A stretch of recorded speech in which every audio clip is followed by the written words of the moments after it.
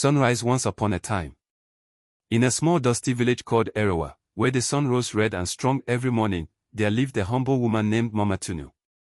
She was a widow, strong, dark-skinned, with calloused hands and eyes that had seen too much sorrow but refused to stop shining. Every day, before the first cock crowed, Mama Tunu would rise, tie her old wrapper around her waist, and set out to the charcoal pit by the forest. She would burn wood into black coal, pack it into baskets, and carry them on her head to the market miles away. People called her the woman who carried smoke, because her body always smelled of burnt wood. But she never complained.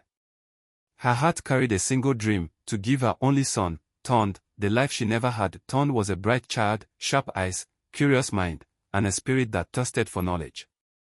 He loved his mother deeply, but each time he saw her bent under the heavy basket of coal, his heart ached. One day he said, "Mama, please let me help you sell the coal." But Mama Tunu smiled gently, her face smeared with charcoal dust. "My son, your hands were made to hold a pen, not coal.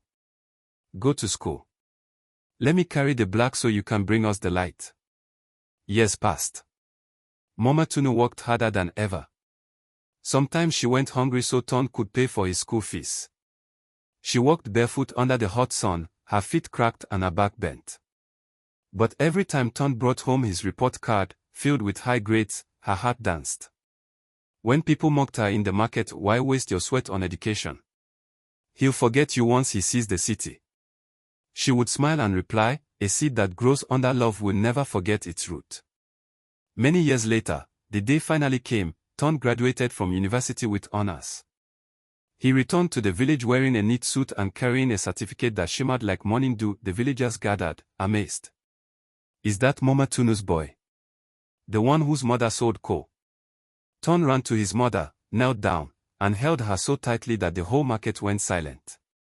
"Mama," he said, his voice shaking, "you gave me fire, and I turned it into light.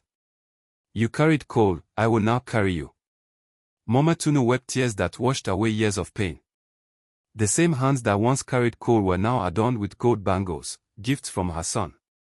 Tunde built his mother a fine house made of red bricks and shining glass. No longer did she wake before dawn to carry coal. Instead, she sat under the mango tree, telling stories to children, stories of faith, patience, and a mother's love. "My children," she would say, "it is not the color of your hands that defines you, but the purity of your heart."